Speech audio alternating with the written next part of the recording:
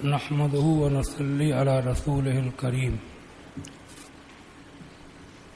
آمنت بالله صدق الله مولانا العظيم وبلغنا رسوله النبي الكريم.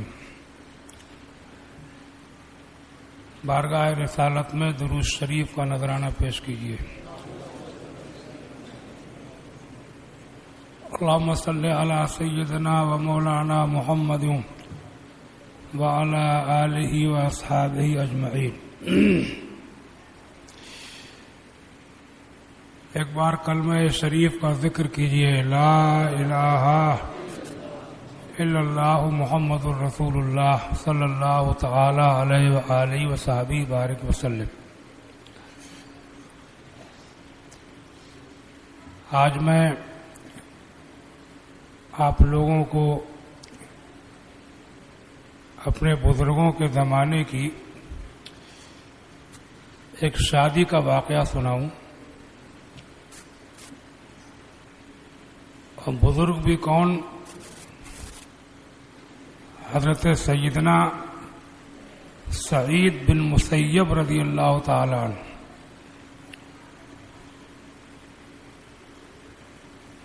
جو تابعین میں جو چند سب سے افضل قرار دیے گئے ہیں ان میں ایک یہ بھی ہیں. تابعین وہ لوگ کہلاتے ہیں امت کے اندر کہ جنہوں نے حضور صلی اللہ علیہ وسلم کے صحابہ کو دیکھا. حضور کو دیکھنے والے، حضور کی صحبت پانے والے صحابی کہلاتی. صحابیوں کی تعداد 1,00,000 سے زیادہ ہے. اور صحابیوں کو جنہوں نے دیکھا، جنہوں نے حضور کے صحابیوں کی صحبت اٹھائی، ان کو تابعین کہا جاتا ہے.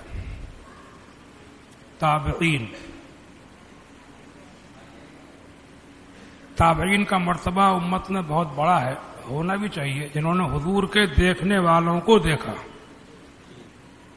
معمولی بات ہے. اور حضور کی باتیں، حضور کی حدیثیں انہوں نے ان لوگوں سے سنی جنہوں نے خود حضور سے سنی اور حضور کو دیکھا اور دیکھ کے بیان کیا. اور تابعین کے دور کی حضور نے حدیث میں تعریف بھی فرمائی. خیر القرون قرنی ثم الذین یلونہم ثم الذین یلونہم. سب سے اچھا میرا زمانہ ہے، اس کے بعد ان کا زمانہ جو میرے بعد میں آئیں گے، اور ان کے بعد سب سے بہتر وہ زمانہ ہے جو ان کے بعد میں آئیں گے. حدیث ہے یہ. تو سعید بن مسیب رضی اللہ تعالی عنہ ان تابعین میں سے ہیں. تابعین میں بھی سب کا مرتبہ برابر نہیں ہے. چند تابعین کو جو سب سے افضل کہا گیا ہے ان میں حضرت سعید ابن مسیب کا بھی ذکر ہے. بڑے محدث تھے، بہت بڑے زبردست عالم تھے، فقیہ تھے، مجتہد تھے، اور بڑے عبادت گزار، پرہیزگار، راتوں کو جاگنے والے، دن کو روزہ رکھنے والے، بڑے اللہ والے تھے حضرت سعید بن مسیب. ایک دن جو ان کی درسگاہ لگتی تھی حدیث سنانے کی، ان کے شاگردوں کی تعداد بہت زیادہ تھی. ان کے ایک شاگرد جن کا نام تھا حضرت ابو بداع، ایک دن 2-3 دن تک وہ درس میں نہیں آئے. جب آئے تو ان سے پوچھا کہ تم نے یہ غیر حاضری کیوں کی؟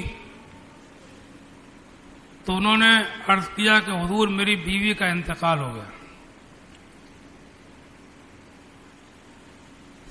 سعید بن مسیب نے فرمایا کہ جب بیوی کا انتقال ہو گیا تو تم دوسری شادی کرو گے؟ انہوں نے کہا حضور میں بہت غریب آدمی ہوں، مجھے اپنی بیٹی کون کر دے گا؟ حضرت سعید بن مسیب رضی اللہ تعالیٰ عنہ نے فرمایا کہ میں اپنی بیٹی سے تمہارا نکاح کر دوں گا۔ سعید بن مسیب رضی اللہ تعالیٰ عنہ کی یہ بیٹی تھی، بہت حسن و جمال میں یکتا، بڑی عالمہ فاضلہ، ان کے حسن اور علم کا ایسا چرچا تھا کہ خلیفہ وقت بادشاہ وقت عبد الملک بن مروان نے اپنے بیٹے ولید کی تخت نشینی کے وقت ان کے نکاح کا پیغام بھیجا تھا۔ خلیفہ نے، بادشاہ نے ان کی بیٹی سے اپنے بیٹے کا جو تخت نشینی اس کی ہوئی تھی اس وقت نکاح کا پیغام بھیجا تھا، تو حضرت سعید بن مسیب نے بادشاہ کے بیٹے سے نکاح کرنے سے منع کر دیا تھا۔ آج کل لوگ دیکھتے ہیں بہت بڑے بڑے لوگ مل جائیں، ٹھیک ہے، تھوڑی بہت خوشحالی اچھی چیز ہے، لیکن دیکھو ایک بات یاد رکھو،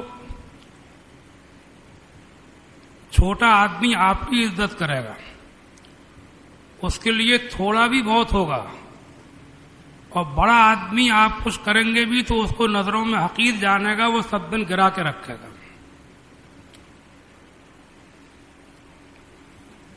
تو انہوں نے بادشاہ کے بیٹے ولید بن عبد الملک بن مروان سے اس بیٹی کے رشتے کو منع کر دیا تھا، یہاں تک کہ بادشاہ نے ضد کی تھی، زور دیا تھا، تو ڈرے بھی نہیں بلکہ سزا بھی دی تھی، تو سزا بھگت لی تھی، لیکن اپنی بیٹی بادشاہ کے بیٹے سے نہیں کی تھی۔ اللہ والے لوگ تھے، سچے اللہ والے جنہیں کہتے۔ اور ایک غریب طالب علم شاگرد جو ان کے ابو بدعہ، ان سے فرمایا کہ تم میری بیٹی سے رشتہ کر لو۔ انہوں نے کہا حضور ایسا کیسے ہو سکتا ہے، کہاں آپ اور کہاں میں؟ کہا نہیں میں کر دوں گا، اور وہیں اسی وقت اپنی صاحبزادی کا ان سے رشتہ کر دیا۔ وہ گھر چلے گئے۔ ابو بدعہ کہتے ہیں، ابو بدعہ یہ خود بھی ایک بعد میں بڑے محدث و فقیہ ہوئے ہیں، کہتے ہیں کہ میں اپنے گھر میں شام کو رات کے وقت زیتون کے تیل سے روٹی کھا رہا تھا، کنڈی بجی، میں نے کہا کون؟ کہا سعید۔ میں سوچنے لگا کہ سعید نام کے تو کئی لوگ ہیں، پتہ نہیں کون سعید ہیں، یہ مجھے دھیان میں نہیں آیا کہ میرے استاد ہوں گے، میرے گھر پہ اس طریقے سے رات میں آ جائیں گے۔ خیر میں نے کنڈی کھولی تو دیکھا تو حضرت سعید ابن مسیب سامنے تشریف فرما ہے۔ میں نے کہا حضور اگر کوئی بات تھی مجھ کو بلا لیا ہوتا، تکلیف کیوں فرمائی؟ میں حاضر ہو جاتا خدمت کے لیے۔ کہ میں نے اپنی بیٹی کا نکاح تم سے کر دیا ہے، تو میں نے سوچا کہ رات میں تم تنہا ہوگے، اکیلے ہوگے، تمہاری تنہائی کو دور کرنے کے لیے تمہاری بیوی کو لے کے آیا ہوں۔ کہتے ہیں میں نے دیکھا تو وہ ان کے پیچھے کھڑی ہوئی تھی پردے کے ساتھ، ان کے پیچھے وہ کھڑی ہوئی تھی۔ مجھے حیرت ہوئی، اور انہوں نے اپنی بیٹی کو اندر کر دیا اور کباڑ بند کر کے چلے گئے۔ میں نے چھت کے اوپر کھڑے ہو کر کے آواز لگائی، اے لوگوں یہ سعید بن مسیب ہیں، اپنی بیٹی سے میرا نکاح کر کے میرے گھر پہ ان کو چھوڑ گئے۔ آواز یوں لگائی کہ کہیں ایسا نہ ہو کہ لوگ پتہ نہیں کیا سمجھیں، صبح کو پتہ چلے کون عورت ہے، گھر میں کیا معاملہ ہے۔ چھت پر کھڑے ہو کر کے پکار لگائی۔ حضرت سعید بن مسیب اپنی بیٹی کو میری بیوی بنا کر کے میرے گھر چھوڑ گئے۔ محلے کی عورتیں آئیں، ان کی ماں بھی رہتی تھی محلے میں الگ کہیں، وہ بھی آئیں، دیکھا، حیرت ہوئی، تعجب ہوا، یہ غریب آدمی کو ایسے کیسے اپنی بیٹی سے نکاح کر کے چھوڑ کے چلے گئے، اتنی خوبصورت بیٹی کو، ایسی عالمہ بیٹی کو کہ جس کے پیغام کو ولید کے لیے بھی منع کر دیا گیا تھا۔ ان کی ماں کہتے ہیں کہ میری اس بیوی کو لے گئی، 3 دن اپنے پاس رکھا، اور 3 دن کے بعد میں ان کو سنبھال کے سجا بنا کر کے میرے پاس بھیج دیا. سمجھا آپ؟ یہ بھی لکھا ہے کہ حضرت سعید بن مسیب نے اس کے بعد جب یہ درسگاہ میں پڑھنے کے لیے پہنچے تو انہیں کچھ درہم بھی دیے، چاندی کے سکے بھی کچھ دیے. غریب آدمی تھے. یہ ہو سکتا ہے کہ غریبوں سے رشتے کر دیے جائیں بجائے یہ فالتو خرچے کرنے کے. غریب کوئی شریف آدمی ہو، بھلا آدمی ہو، نیک ہو، دیندار ہو، تو اس کے رشتہ کر کے بجائے یہ شادی کے فالتو خرچوں کے اس کی اگر مدد کر دی جائے تو میں سمجھتا ہوں کہ زیادہ بہتر ہے. گھر نہ ہو تو گھر بنا دیا جائے، یہ زیادہ بہتر ہے ان فالتو خرچوں سے. سمجھے آپ؟ جو ضرورت کی چیزیں ہیں وہ اس کو مہیا کرا دی جائیں. آج کل تو شادی ہی میں بعض رشتے دار لوگ سسرال والوں کو اتنا نچوڑ لیتے ہیں، اتنا نچوڑ دیتے ہیں، اتنے قرضے کرا دیتے ہیں کہ وہ اگر رشتے دار ہے شادی کے بعد کبھی کوئی آپ کو ضرورت پڑے تو میں نے دیکھا ہے کہ رشتے دار کام میں آتے ہیں، میں ان کو شادی ہی میں اتنا قرضدار کر دیا جاتا ہے کہ وہ وقت پڑنے پر آپ کے کام میں آ ہی نہیں سکتا. سمجھے؟ اللہ تعالی ہماری قوم کو عقل ہوش عطا فرمائے.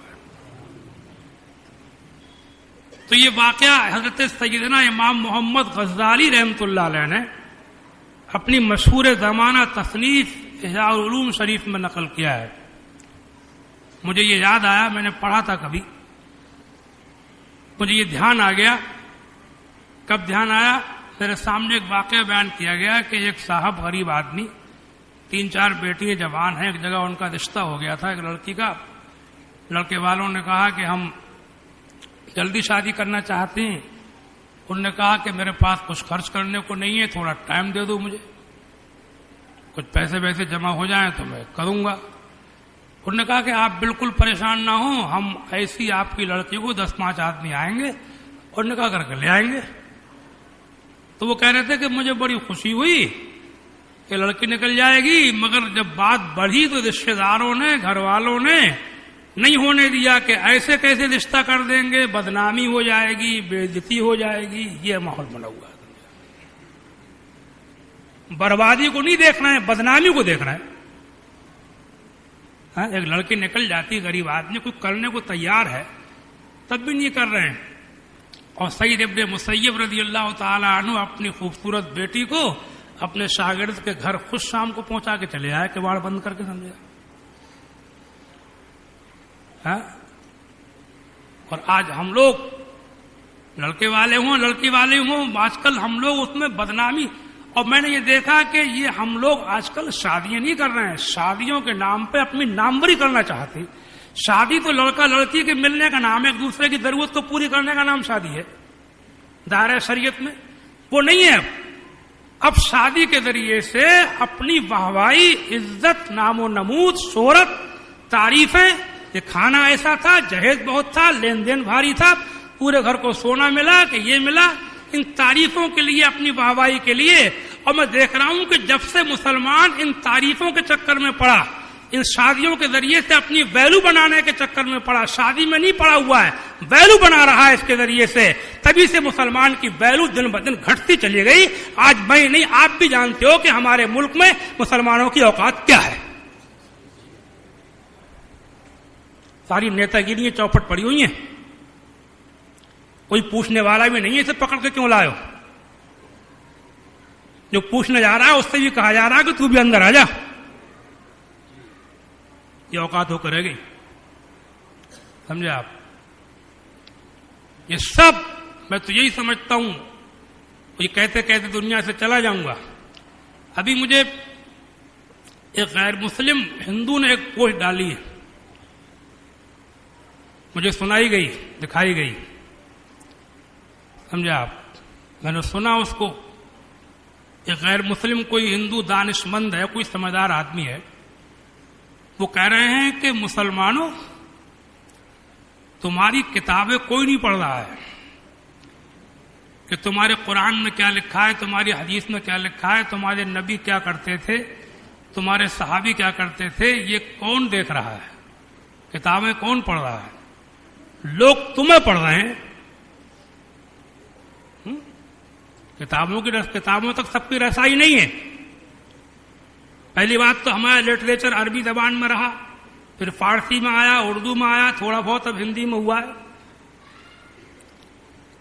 تو کتابوں تک، قرآن و حدیث تک رسائی کس کی؟ وہ کہہ رہے ہیں کہ تم کو لوگ پڑھ رہے ہیں کہ تم کیا کر رہے ہو، تم دیانتدار ہو کہ بے ایمان ہو.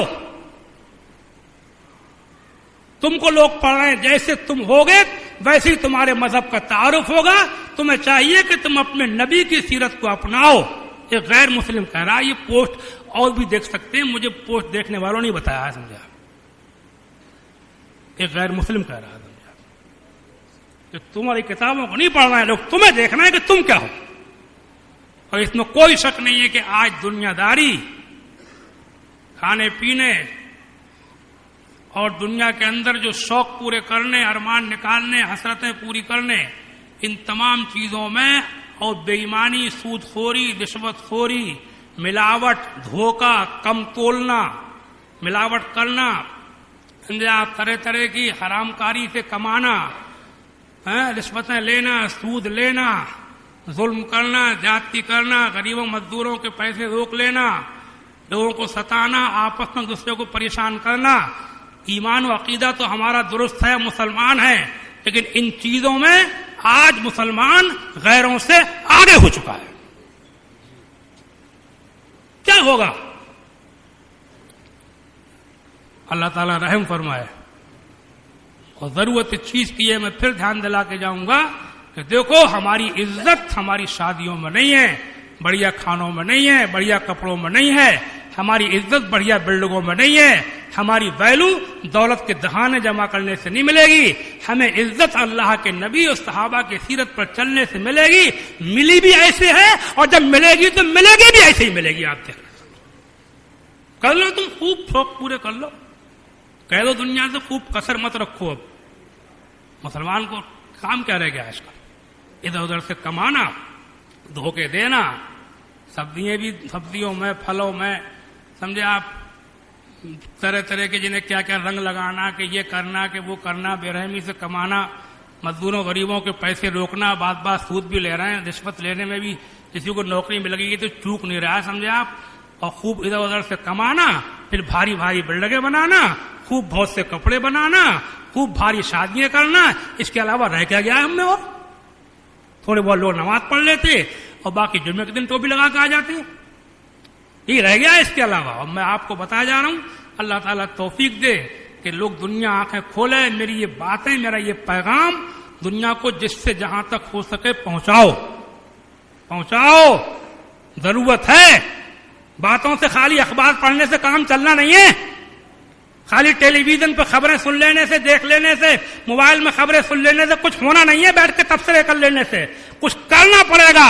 ماحول میں ہم کو اترنا پڑے گا اور ہم کو دنیا کو دکھانا پڑے گا کہ اسلام یہ ہے. دیکھو ہمارے نبی کا پیغام یہ ہے. دنیا دیکھے گی تو مجھ کو اب بھی امید ہے کہ یہ دنیا پہلے بھی اسلام کے آگے جھکی ہے اور اب بھی اسلام کے آگے جھکے گی.